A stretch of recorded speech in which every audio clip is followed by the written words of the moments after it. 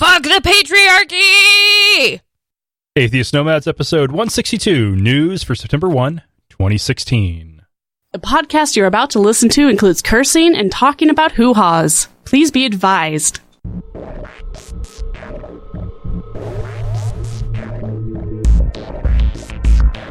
We are the Atheist Nomads, bringing you history, science, politics, religion, and interviews with leaders in the atheist community. Not all those who wander are lost. Welcome to another episode of Atheist Nomads, episode 162. I am Dustin. I already said that it was episode 162. I haven't done this part of it for quite a while. Anyway, I am Dustin. Joining me as always is Wesley. Hiya, everybody. And my lovely wife, Lauren. Do it over, Wesley. Hello, everybody. All right. Thank you. And I do want to thank Wesley for taking care of last week's episode. Yay! I hope it didn't suck too bad, everybody. I enjoyed listening to it. It was kind of nice. It was a good interview. Listening fresh while editing. Yeah, you did a good job. That whole thing of like not having an echo in your mind. Like, I remember that. Yep. Oh boy. Anyway, when we're down in California, we went to a place called Weird Beer. Sure. This is right in downtown LA. It was like the sign was like handwritten on a piece of paper and put up above the door. We walked by it the first time. That sounds looking for it and missed it. Yeah. It was so legit. So right now I am drinking Blackest Night from Sanctum Brewing from Pomona, California. And you had to get it because it's Sanctum. Sanctum and Blackest Night. Yeah. It is 9.5% alcohol. Not bad. Now, see, I see that as a Imperial great Stout. Green Lantern reference, but So Justin wouldn't understand that. it is actually less alcohol than the last beer I had from there, or not from necessarily there, but we'd picked up at Weird Beer. It was 10%, and I drank the whole thing and was like, that couldn't have been 10% alcohol. It was weird. Normally, you drink a let's see. I think you're supposed to call them Trump Clubber now, but a Trump Clubber of 10% beer. Normally, you have a decent buzz. Sure. I didn't have anything. It was weird. Oh. It was disappointing. So, yeah, you went to LA and I went to the South Carolina for almost a week with my lovely girlfriend, partner, person of interest. I like partner in crime. Yeah. No, we both got to have our adventures. I have issues with partner. Anyways, South Carolina, it would be cool if it wasn't so hot. Heard. Yeah, but it was really awesome. I don't think they actually understand that they lost the war. Apparently, they don't think they don't think they did. Yeah, I mean, it's weird, but kind of like a Twilight Zone episode, really. But the place was really pretty. I would definitely go back, but I still felt a little awkward there. The food was fucking amazing. Even Waffle House. Holy shit, Waffle House. People talk shit about it. It was fucking amazing. Best waffles ever. We Have you still been get to a comments. Waffle House? We still get comments from the interview with Eli Bosnick, with people saying stuff about Waffle House. Oh, man. Smothered, covered, topped, capped, and... what's the chili? I forget what the chili was. I think that's the topped. Man, yeah. Anyways, this shit was a bomb. Wow. So, yeah, we stayed up, did a red-eye flight, got out there. We were out for like 36 hours. We went to, what beach? Kiowa Beach. And it was like getting into the ocean was like a warm bath. It was so neat. Oh, that sounds never wonderful. felt that feeling before. Nice. Anyways, yeah. Anyways, great time, amazing food, really cool people that don't know they lost the war, and it's really pretty. You should go out and check it out. There's lots of palm trees. Right. There were in Southern California as well. And Joshua trees. Yeah, but the water's cold. And Vasquez rocks. The water is Oh, dirty. yes, Vasquez Rocks. You don't Okay, go Star swimming Trek. there. And we went by Vasquez Rocks as the sun was going down. So I couldn't get any pictures. Actually, a little bit after the sun went down. It was dark. Mhm. Oh. It was sad. But still, fucking Gorn and Kirk. Exactly. Yeah. Yes. Exactly. Yeah. But so for any of you who haven't listened to the personal logs, then you probably don't care about the trip to California. But I would say that I have reached a pretty decent point of closure. Yay. Fucking A. That means he's feeling better. Yeah, the trip helped. The cremation is complete, and the ashes are back at the funeral home now. My brother will be picking those up next week when he's down on a business trip. But yeah. For one announcement, though, moving on from us talking about our lives, the Streamathon is coming up September 24. Holy shit, that's pretty It's soon. really, really soon. That's less than a month away. We are already getting... Okay, it's less than a month away, so I am kind of ashamed that we are just now finally getting people lined up for it, but we're going to have a bunch of podcasters, and we should have a few locals, at least here in Boise, coming into the studio. Oh, boy. And so this will be it'll be a lot of fun. It'll be 12 hours long, starting at noon Pacific, ending at midnight Pacific. So that's 1 to 1 Mountain, 3 to 3 Eastern. If you're anywhere else in the world, figure it out yourself. Yeah, especially guests that have puppies. They will be treated very well. And what about guests that have kittens? If you bring a kitty, the kitten might get scared by the puppies. But bring it on anyway. All right. Yeah, and so the Streamathon is to raise money for the Leukemia and Lymphoma Society's Light the Night. And all the details can be found in an event on the Facebook page. And by the time I get this episode up, I should also have the page up for the Streamathon itself on our website, which will be atheistnomads.com/live. And it'll have all the details, including on the day of where to come watch it easily. So let's go ahead and dust off the degree. Oh, boy. Since we have a theme with the news stories, I figured we might as well talk about religion and reproduction. So it starts in the book of Genesis, like right after God creates Adam and Eve. He tells them to be fruitful and multiply. He then, of course, says to also, subdue the earth and rule over it. But that command at the beginning is to be fruitful and multiply. So most religious groups encourage their members to have lots of children, or to at least be sure to have some children. This is countered a bit by the Catholic Church, and if you look at Christian history, they pretty much dominated for a very, very long amount of time. And so they have very early on created the doctrine of original sin. And so this doctrine was that you were born with sin. The Protestant view on that is that original sin is what you inherit from the curse on Adam and Eve for their first sin. And so because of that, you have a sinful nature. Catholics go with a little bit different view of it. They view sex as inherently sinful, so the fact that you were conceived by sex means that you were conceived in sin, and therefore bear that mark of sin from the fact that you were conceived. Is that mark a navel? Is that why we have belly buttons? Mark of sin. No. But with Catholics, Birthmark? it goes Moles. a little bit beyond that with a hierarchy of sexual sins. And they probably wouldn't admit to this now, but at least in the Middle Ages, you had the full range from reproductive sex being only a little bit sinful, recreational sex with your spouse being a little bit more sinful, but still not too bad, sex with prostitutes as being sinful, but you could still do worse. Men having sex with men as being worse than prostitution, or having sex with prostitutes. And then at the furthest bad of the bad was masturbation. Wow. Because then not only was it sex without any chance of procreation, which might sanctify it in some way, No. So spilling seed on the ground. You're spilling seed on the ground, and it has the added thing that it's a selfish act. I mean, like, what if you spill your seed into a sock and it never actually touches the ground?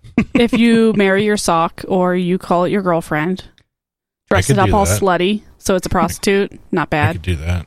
Or even a male sock. So what's interesting with the Catholic hierarchy there is in the Middle Ages, when this was very clearly spelled out, the standard view among the people, especially the noble classes, was men have sex with women to make babies, and men have sex with men to have fun. Sure. That sounds awesome. And women have sex with women because fuck the patriarchy. Actually, at that point, they didn't care what women did. Exactly. Nobody cared. So they just kind of... As long as they were really taking care people. of the kid. They just went at it. Yeah. Like rabbits. There was honestly, they're not really people now. So then there was a bishop in Milan who actually started a brothel. Ooh. He hired prostitutes. He encouraged women to become prostitutes because men having sex with men had become so pervasive that he needed to at least, if he could possibly do it, get them one step up on the, or at least one step down the sinfulness ladder on their sexual gratification. And this whole church-ran prostitution ring actually ended up being almost a feminist win, because the women who were working as prostitutes there had a lot more rights than most women, and they could get an education. So there were actually a number of women who became prostitutes just so they could go to college. That worked out well. Mm-hmm. Mm. Now, the whole reason why prostitutes were allowed to get an education was they figured that I think they had a bit of a view that men thought women were boring, so why would you have sex with them? So if they could have women who weren't boring, who were smart enough to be able to carry on a conversation, well, then that'd be better than having sex with men. I don't know how well it worked for them, but eventually Victorian morals came around, and we basically got what we have now. With contraceptives, the Catholic Church has been staunchly against them. They claim that it is because it is up to God to decide whether you have children or not. They will cite the whole spilling your seed on the ground and how it's not any different than doing that if you're having sex while using contraceptives. But when it really comes down to it, the whole reason why they're opposed to contraceptives is that means you're going to be having sex for fun. Woo! Without the whole goal being making a baby. And the only good sex, according to Catholics, is reproductive sex. Woo? Well, what's hilarious with that is they view the rest of us as giving in to animalistic urges. When it's the Catholics who want us to do sex in the most animalistic way possible. When in heat, ready for a baby. I was going to say doggy style. So I'm actually breaking less commandments now that I have a vasectomy because I'm not actually spilling seed. Yeah, you're doing good, man. You're on top of the world. Yeah. That's what she said. No, that doesn't work. Damn.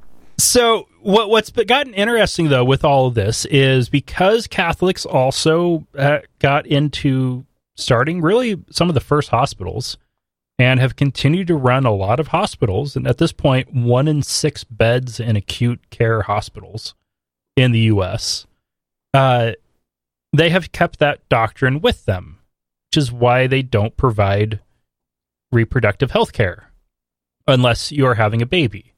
Because doing anything to end a pregnancy is doing something that should only be done by God.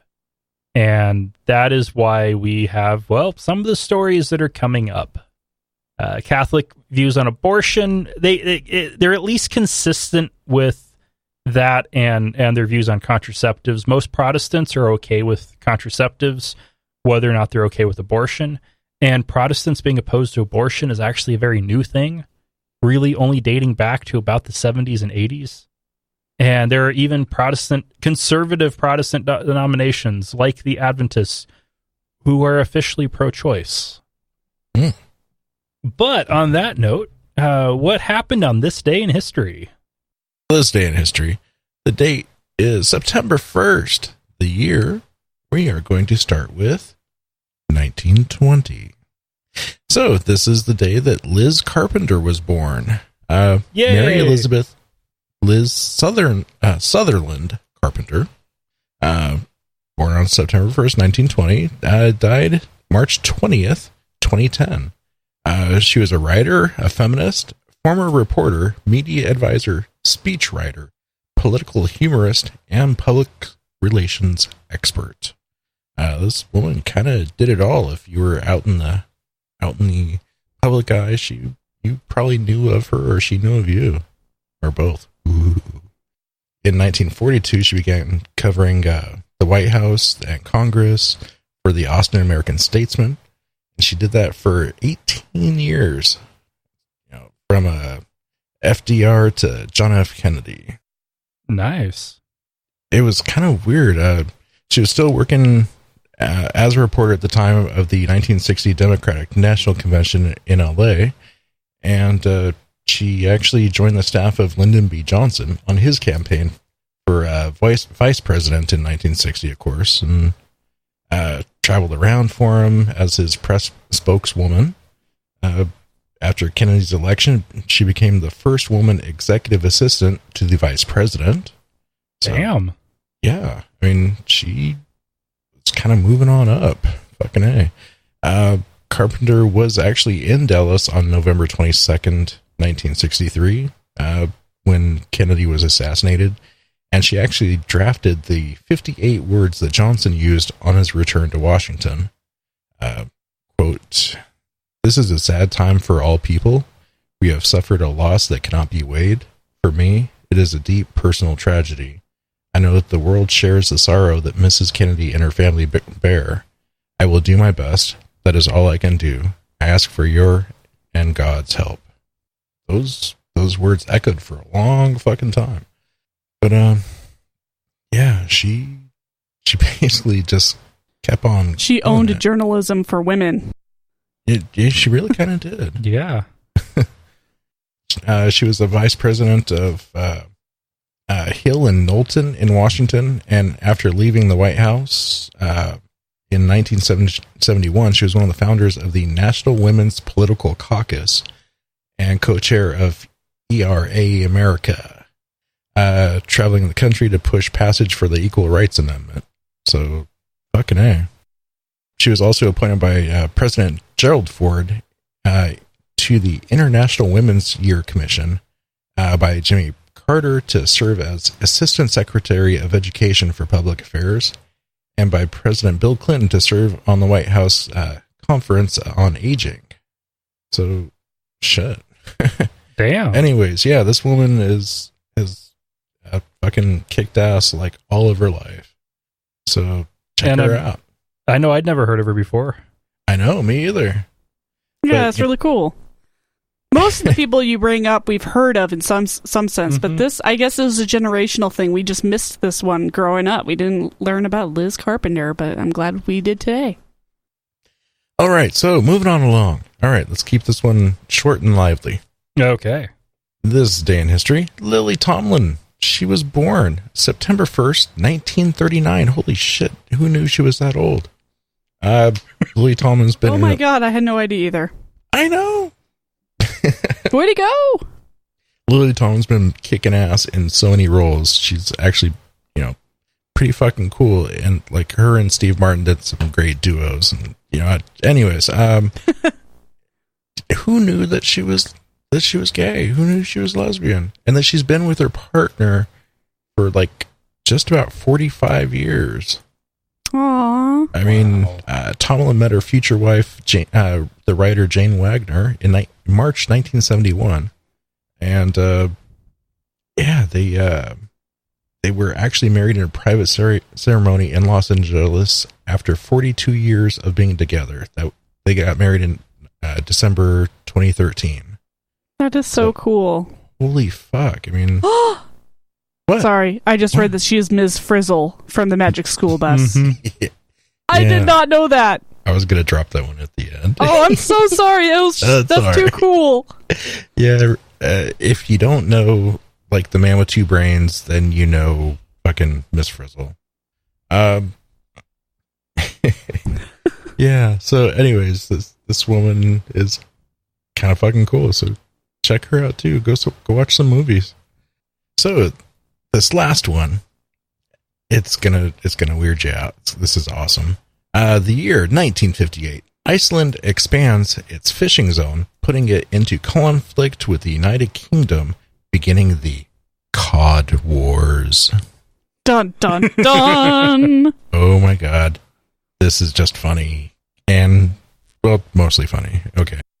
The Cod Wars. I'm not even going to try and pronounce this in Icelandic, but, or the Cod Strife, was a series of confrontations between the UK and Iceland regarding fishing rights in the North Atlantic.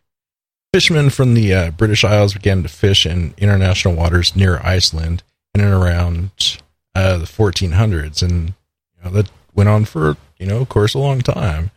But Iceland really needed some of that good further out fishing so that they could get some money going. So in October 1949, Iceland initiated a 2-year abrogation process of the agreement made between Denmark and the UK in 1901, and the fishery limits to the north of Iceland were extended to 4 nautical miles, but that just, and the British weren't using those grounds, so no big deal. But during the first Cod War, which, like I said, started in September of 1958, lasted 3 years.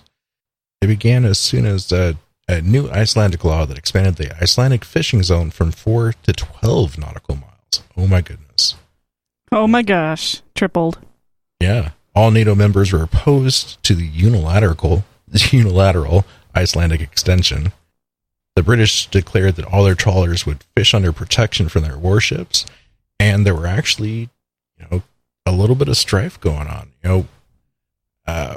One guy did die, but it wasn't on purpose. But it's not like they were trying to go out and kill a dude. They would go out and cut each other's nets, and there was lots of pounding of chests, you might say. Huh. But anyways, there was actually 3 Cod Wars. Oh my gosh. I know, there's a lot of shit to this. They have not been getting along. No, but just let the Icelanders fish. Well, the Icelanders also had a trump card that President Trump. Not.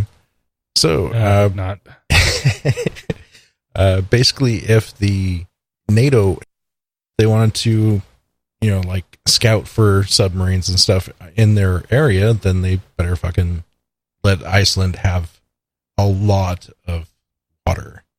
And it actually got pushed. Iceland had been pushing for a 50 nautical mile, but this time it got pushed out to 200 nautical miles. That's what. That's basically what they got out of this. So holy shit. Kind of shows just how important NATO thought that those passageways were. Uh-huh. Damn.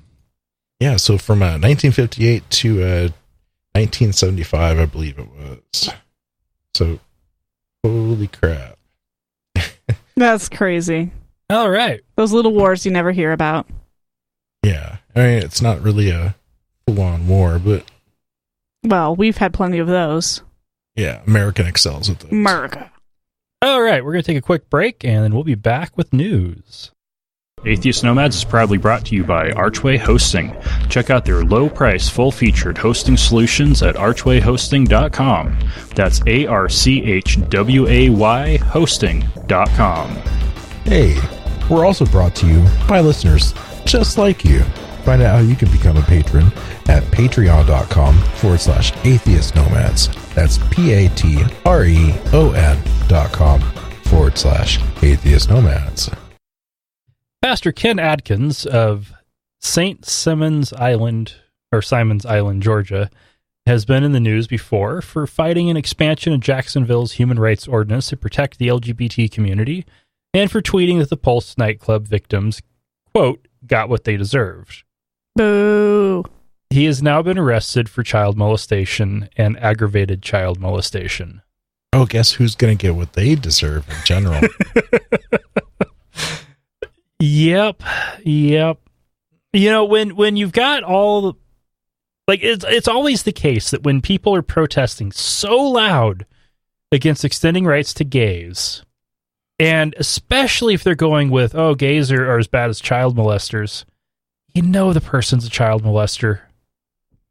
You just know it. It's a fair bet. If they're accusing a whole group of people of doing something, they're probably doing it.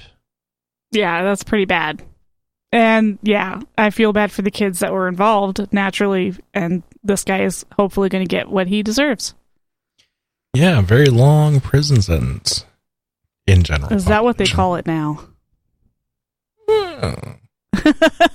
So in the meantime, his wife is filling in as the pastor for his church. Ugh, that's gotta suck. Yeah, who wants a woman instructing men? And it's in the book. Who wants a husband who fucks little kids? Yeah.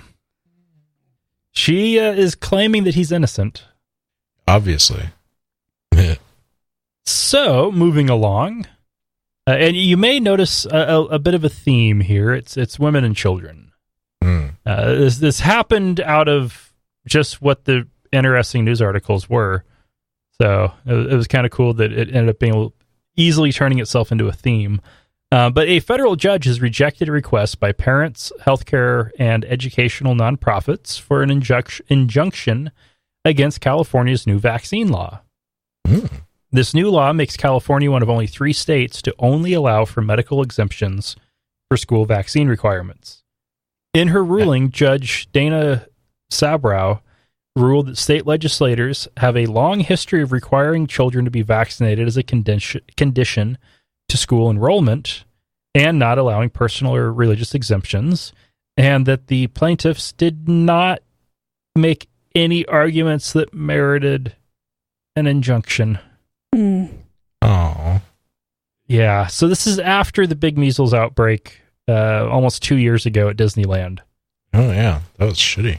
Yeah, and California, fortunately, they responded with requiring every student to be vaccinated. Sweet. You know, when you have medical exemptions only, you get vaccination rates somewhere in the ballpark of 97 to 99%. Holy shit. That's what you have in the other 2 states, which I think are Vermont and is it Kentucky, or it's somewhere in the South, Mississippi. Really? Wow. Really high vaccination rates because not very many people can't get vaccinated, but it's those people are why everybody else has to be, because they're either allergic to the vaccines or they have a compromised immune system. And if it's somebody who's allergic to the vaccines, okay, you're putting their risk level is on par with any other child who's not vaccinated.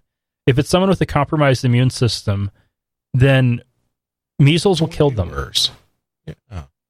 So this is definitely good, and I'm glad California responded so strongly. A number of reports have come out on pediatricians and vaccines. And what they found, 87% of pediatricians in 2013 reported that they encountered parents who refused vaccines. The same report also showed that 11.7% of pediatricians always rejected patients whose parents refused those vaccines. Badass. As I recall, isn't that like double what it was just a few years ago? Yep. Like 10, 12 years ago? So the rejecting of patients, that went up from, I think it was somewhere in the 6% range to 11.7, so about doubled. The 87% of pediatricians encountering parents who refuse vaccines, that was up from somewhere in the 75% range. That's insane. So that's not as big of an increase, but that's big. Hell yeah. Yeah. So that's just pretty crazy. So it's definitely good to see that pediatricians are taking this quite seriously. The reasons in this report that they were saying that parents were refusing vaccines, the number one reason was that they didn't think they were necessary. Yeah, they're still fucking necessary. Yeah, they're only, even remotely unnecessary because they've worked so well in the past. You don't want to end that. But whatever. Smallpox vaccination is unnecessary and isn't done because we completed eradication. Polio vaccination is still necessary because we have not successfully eradicated it. We've gotten close. Yeah. It was supposed to be eradicated a long time ago, but it isn't yet. And as soon as it is successfully eradicated, we'll be able to stop immunizing for polio. Right, as soon as like a handful, not even a handful of countries get off their high horse and just do it. And then, it's as I recall, there's a lot of religious people over there that are like, saying that this vaccine will usually make you impotent and give you the shits, or say that it's just a conspiracy theory, a conspiracy against. Yeah, they'll say anything. Of course, it doesn't help that our own government has used vaccines as a way to extract information. Mm-hmm. So, yeah, way to drop the ball on that one. Thanks, Obama. I was going to say Tuskegee, but yeah, with Pakistan tracking down bin Laden, they definitely seeded some distrust of vaccination as an American plot. Damn, it sucks. All right, let's go ahead and take another break, and then we'll be back with more, even sadder and more depressing news, mostly. Sorry. I'm really gassy. We love hearing from our listeners. You can email us at contact@atheistnomads.com, tweet us @atheistnomads, send us a message on our Facebook page at facebook.com/atheistnomads, or better yet, call us and leave us a message at 541-203-0666. We might even play it on the show. You can also help us out by leaving us a review on iTunes, Stitcher, or your podcast directory of choice. And this stuff isn't super sad and depressing. It's stuff to get angry about. Yes. Like when Melanie Jones went to her doctor after falling in the bathroom and dislodging her IUD. This left her in a lot of pain, and she was bleeding. Oh, my God. So what did she do? She called her doctor, got into the doctor, who then confirmed that the IUD was dislodged and needed to be removed. But the doctor then left the patient to confer with colleagues and then returned to inform her patient that due to Catholic policies governing the clinic, she couldn't remove the IUD. The ACLU has filed 2 civil complaints on the patient's behalf, who had to change her covered network with her insurance company, a process that took 5 hours on the phone before she could get the care that she needed, because the network she was in on her plan just happened to be all Catholic. And Mercy Health, the Catholic healthcare ministry that owns the clinic, has said that their policy is to remove troublesome or dislodged IUDs. Right, because right at that point you're just trying to fix a problem and end pain. Now, if the problem here I can see is maybe if she had asked them to then replace the IUD and put it back. Well, that's probably where the problem is. There's internal damage somewhere. Yeah, she didn't ask for it to be put back in, and the doctor shouldn't have had any problem with it. They were like, "What? You want to take your no baby maker thing out? Okay, well, let's do that. Let's get you all patched up so that you can start having babies." That fits perfectly well with Catholic doctrine. So that was a bad call on the doctor or whoever was advising this doctor. I don't blame the entire. Now, to be fair, when you have policies that require you to turn away a woman who is in the middle of a miscarriage, yeah, well, without doing anything to end the failed self-terminated pregnancy, it makes sense that they couldn't touch an IUD. It follows logically, Right, and that's probably the memo that went out, is that due to our Catholic beliefs, you're not supposed to deal with IUDs. So this doctor is like, okay, well, I'll pull this out. Wait, there was that memo. Maybe I should check with the other doctors. She should have just pulled it out, man. Lame. Yeah. Super lame, and that shouldn't be a doctor, and that shouldn't be... I am definitely of the opinion at this point that every time a healthcare organization refuses to provide emergency medical care because of religion, the state should seize it by eminent domain. Actually, let me rephrase that. Let's take the word religion out of there. Anytime a healthcare organization refuses to provide emergency medical care, and I would say you go into your doctor bleeding and it can be stopped quickly, that's emergency. If you can't provide that care, you shouldn't be doing that business, and somebody needs to take it over. Fucking A.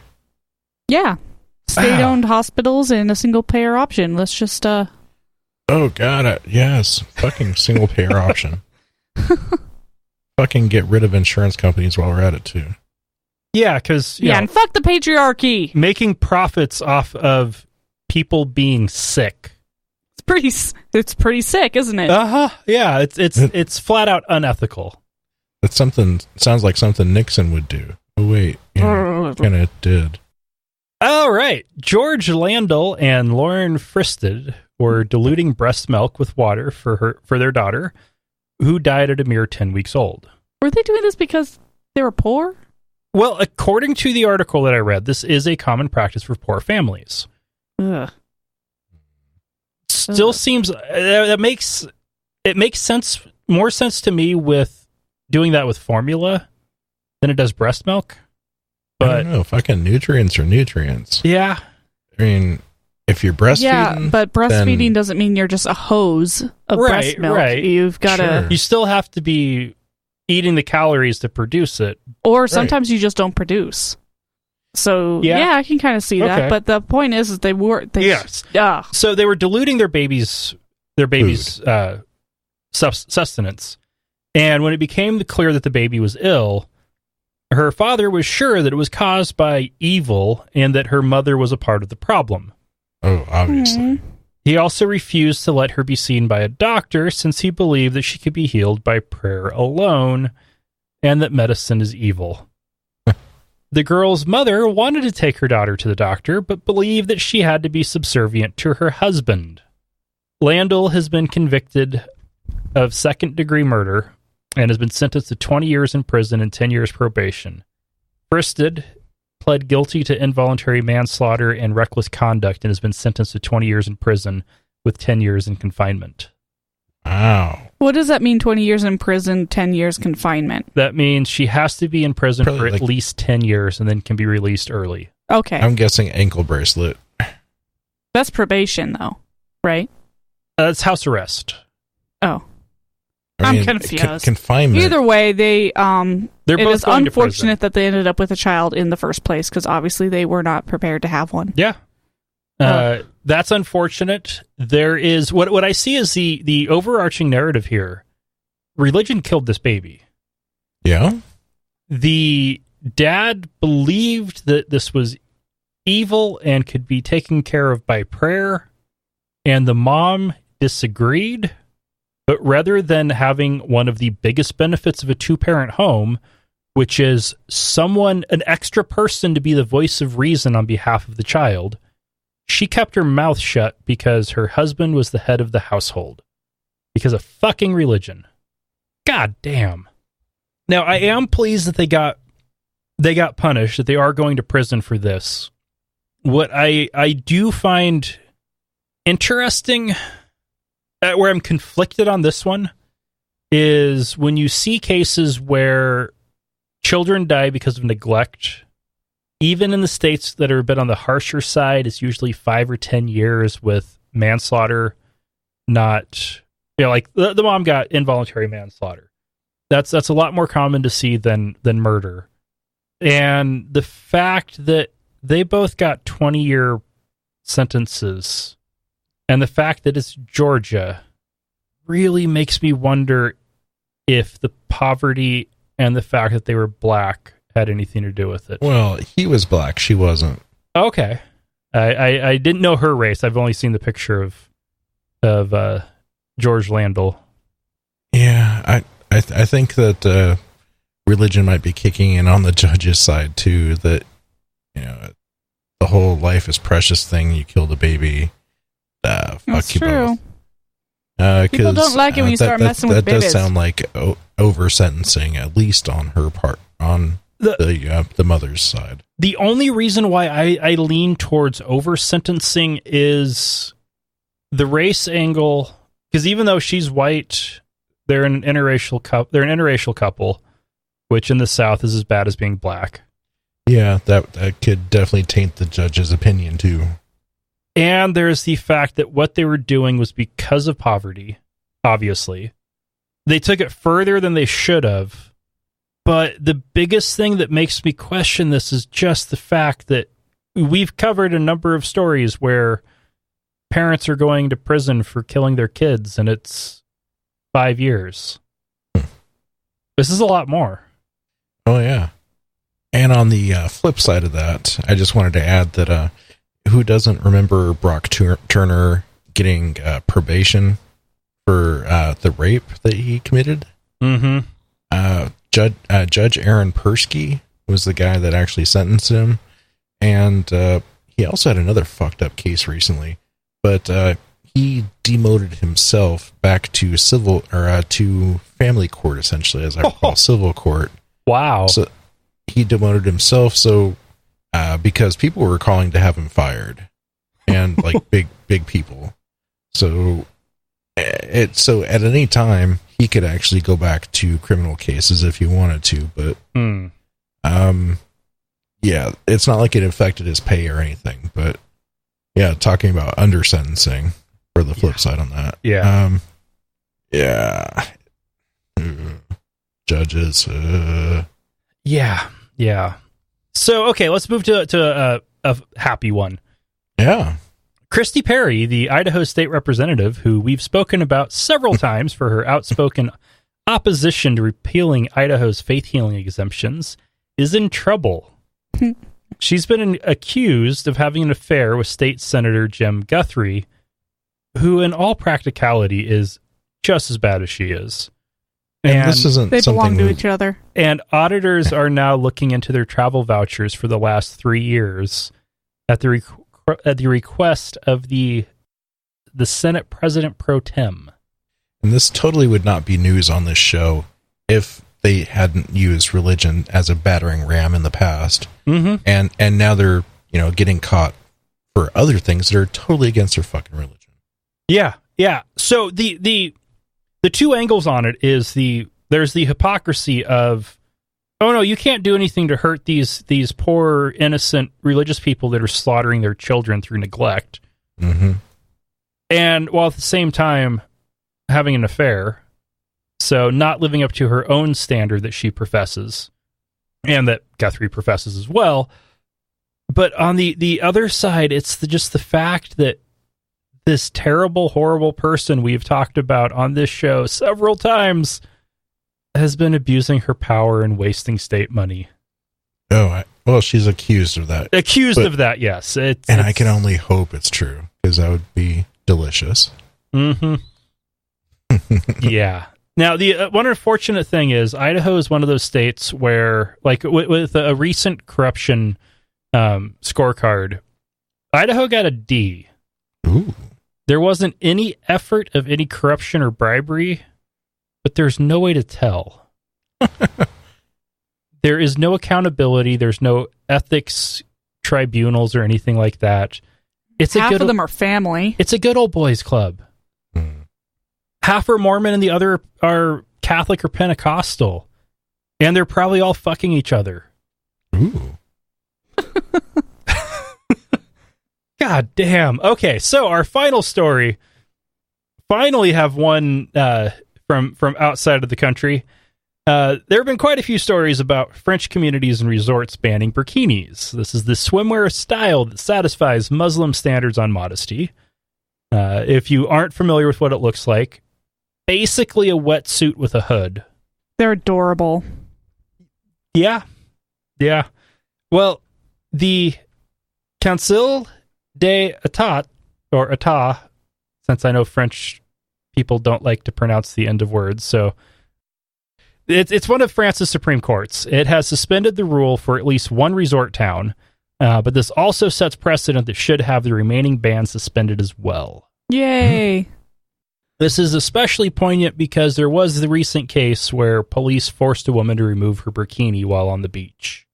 Yeah, and she was like, what, in her 50s? It's like, leave her alone. Oh, God. Nobody wants to see that. Now, I can totally understand the whole women shouldn't be forced to wear clothing that an overbearing patriarchal society tells them that they have to wear. But at the same time, they're in a country where they have the freedom to not wear it, and they choose to. Mm-hmm. So whether it's because of overbearing husbands or not, it's their right to wear what they choose to wear. And to make something like that illegal, well, that's just... that's and forcing a woman to strip. She was fully clothed underneath it. It doesn't matter. Yeah, if you're forcing a matter. woman to take clothes off, something is wrong. Yep. Yep. Despite the fact she had clothes underneath it, it's wrong. This is one of those things where, yeah, it sucks that there are men who will force women to completely cover themselves, whether they want to or not. But the simple fact is, women in those households who are not allowed to go out into public wearing clothes that would be the only way their husbands would let them go out in public are now trapped in their homes. And I think the places in France that passed these laws did it for that reason. Not necessarily wanting these women to be trapped in their homes, but not wanting Muslims on their beaches. Yeah. They just don't want Muslims. And that's really shitty. We're starting to... We've definitely been seeing in the last several years quite the rise of... Well, we're seeing it here in the U.S. too with Donald Trump. This rise of this new neo-nationalism thing, where in Europe it's taking the place of trying to make life as miserable as possible for Muslims. And honestly, I wouldn't be surprised if they're getting some of their ideas from what the U.S. has done to blacks. If you make people uncomfortable, they'll move. I think France also has... I think they're really tired of people coming to their country from like Algeria or Morocco. Yeah, because I know that they still have like people on really shitty boats, kind of like we have people from Cuba coming up to Florida. Well, it's one area where I can kind of understand it a little bit is you've got these European countries where they were monolithic for a very long time. Yeah. One ethnic group only. France, until they started their empire, and it's the empires that created all of this immigration into these countries, because all of the imperial policies allowed for people to move to the parent country. And so that's why you have all these populations and the specific ones you have in the countries you do. The reason why it's people from Algeria moving to France is because Algeria was a French colony. But prior to all of that, the last time France had really dealt with immigration would have been when the Normans conquered. That was a long-ass time ago. Yeah. So I can kind of understand it. But seriously, guys, you're being dicks, and don't go conquer a country unless you want them to come move in with you. Yeah. But like you said, that was, ages ago. Mm-hmm. This immigration has been going on for hundreds of years now. Yep. They've had plenty of time to get used to it. So knock it the fuck off. Smash the patriarchy! As a listener of the show, I'm going to assume you love my sexy vocal stylings. If you love the rest of the show as much as my voice, consider giving us the resources we desperately need to purchase quality cocaine and Red Bull. We make it super easy to make a one-time donation or to support us on a per episode, monthly, or even annual basis using PayPal or Patreon. Find out more at atheistnomads.com. Use the links on the right side of the page. $1 an episode is all we ask. All right, Lauren, what do you have for us? I can introduce myself. Oh, sorry. Science! There we go. Wow. Okay, so you get mad at me when I don't introduce you, and then you get mad at me when I do. That's her right. I'm your wife. Wah, wah. I'm just joking. All right, so news this week. Medically talking, CPAPs are a common tool prescribed for those suffering from chronic sleep apnea and coronary disease. Those are the masks that go over your face while you sleep that give you oxygen. They're really annoying, apparently. I have been lucky and haven't needed it, but for those who suffer from those, apparently they're awful. Yeah. It has been commonly believed that the extra oxygen will help you sleep, cure snoring, and decrease the risk of heart and cerebrovascular disease. A new study out of the New England Journal of Medicine leads us to believe that this is not necessarily the case. Apparently, the study of almost 3,000 people shows that while general health and happiness, that's right, mood is included, increased while using a CPAP, cardio and cerebrovascular attacks did not diminish. So keep your CPAP because you're getting good out of it, but it's not going to prevent a heart attack or stroke. Damn. Yeah. In Hawaii, some trainer astronauts emerged from a 1-year experiment where they lived together in an enclosed camp called the Hawaii Space Exploration Analog and Simulation. They just needed some way to spell out high seas. This Martian simulation was a test to see how well complete strangers will do in close quarters for a year.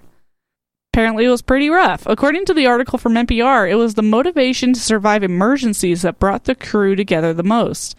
That's not really surprising, considering rations and water only arrived once every 2 to 4 months. So when the water thing broke, they worked together to fix it. Mm-hmm. Needless to say, some made friends and some not friends. So 1 year and getting supplies every 2 to 4 months. Apparently the boredom was killer. Yeah. But man, when some emergency came up, it was exciting. Let's work together. Teamwork. They're going to need to do another one of these where they have all of their rations for the year, the entire time, completely self-contained. 2 to 4 months was given because that's realistically how long it would take for us to send shipments from Earth to Mars. Is that the plan?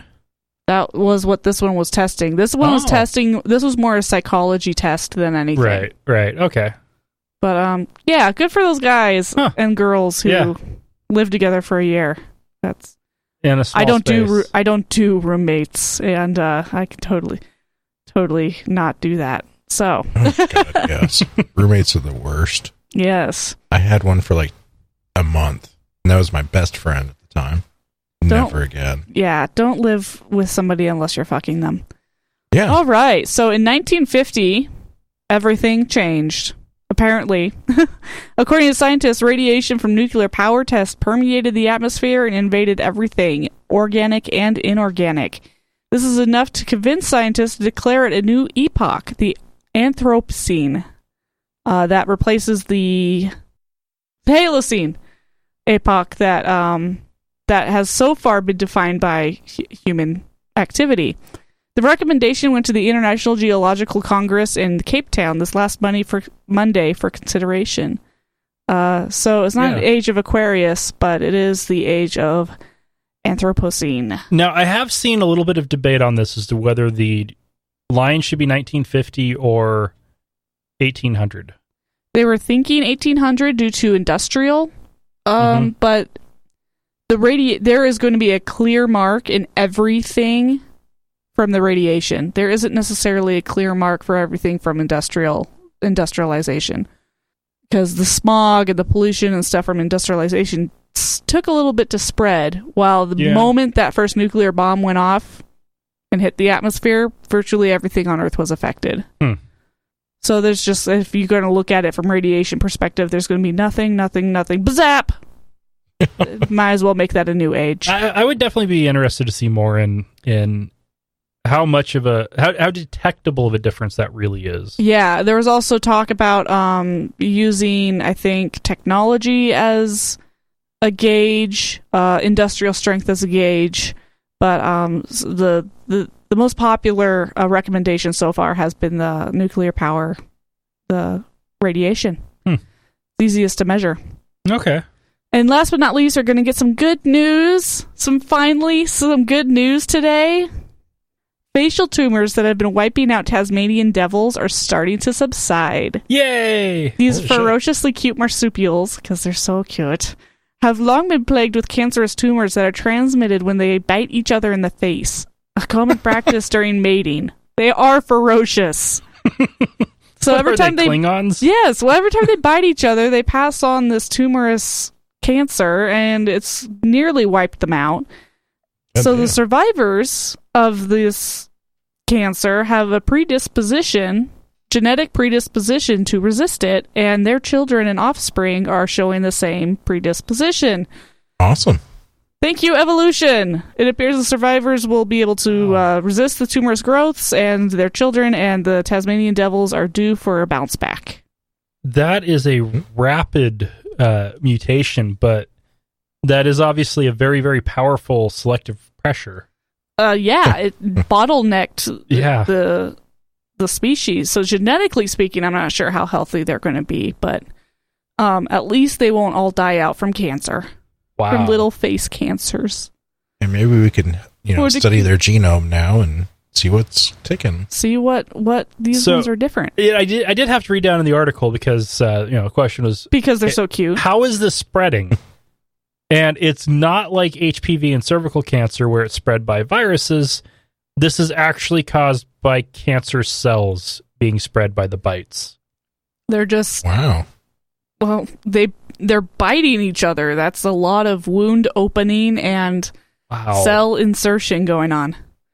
And so what you're saying is that if you had cancer and I cut out a chunk and I ate it, I might get cancer myself. If you had that cancer and you rubbed against it, you could get that cancer. You had an open wound and you rubbed it in. Just that this is a very, very rare kind of cancer.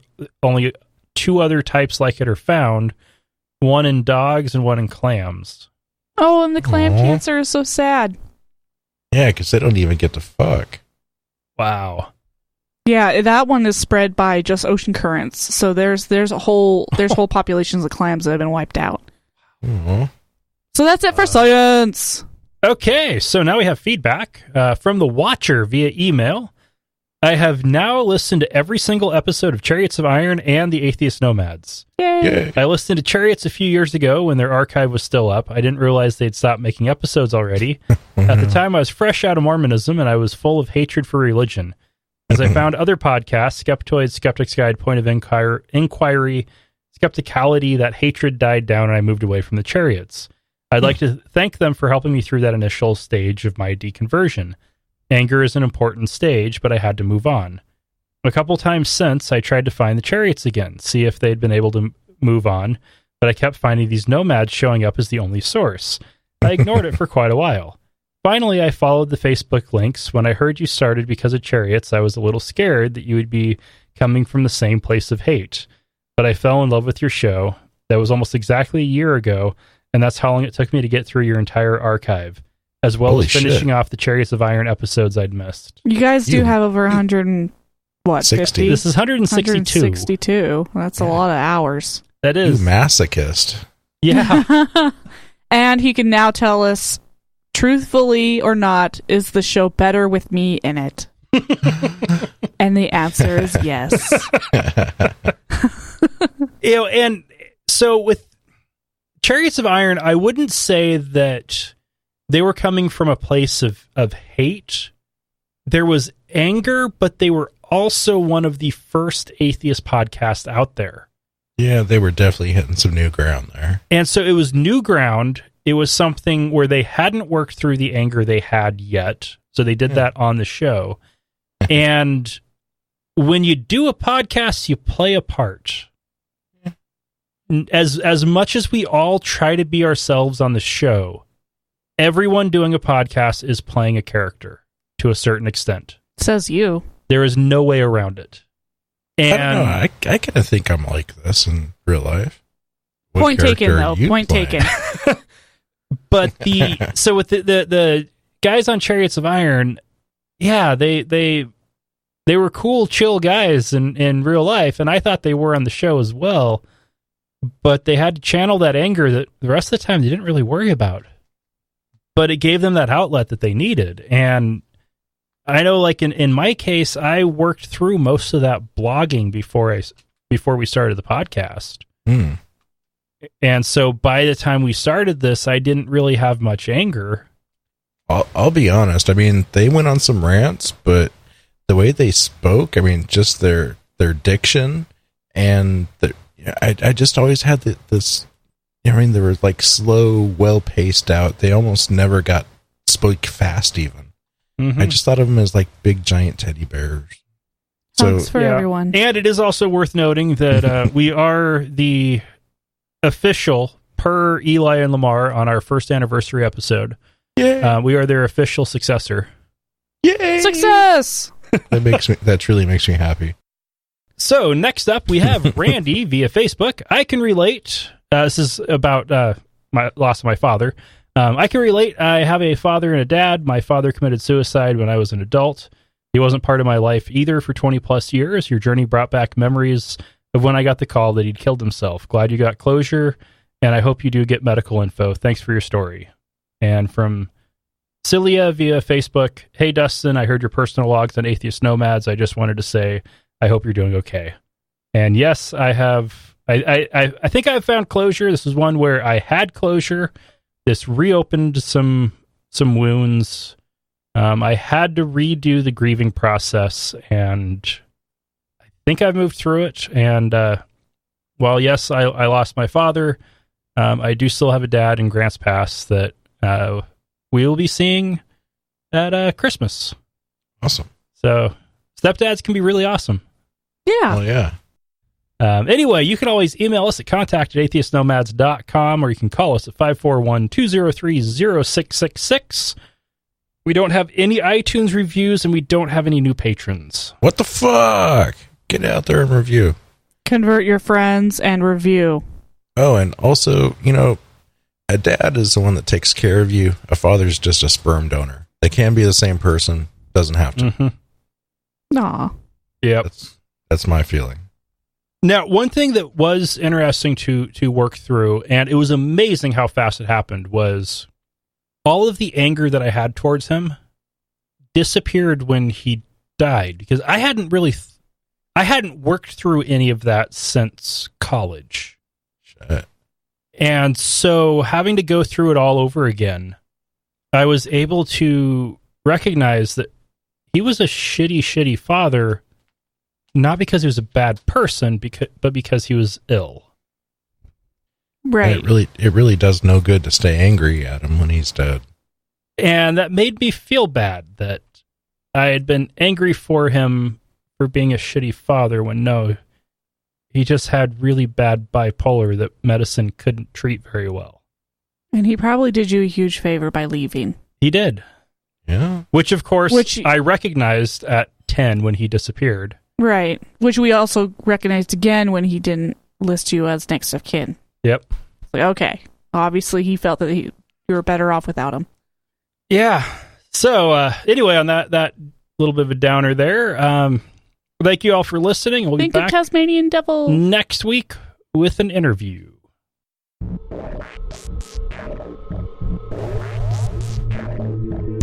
Thank you for listening to another episode of Atheist Nomads. You can find show notes and contact information at atheistnomads.com.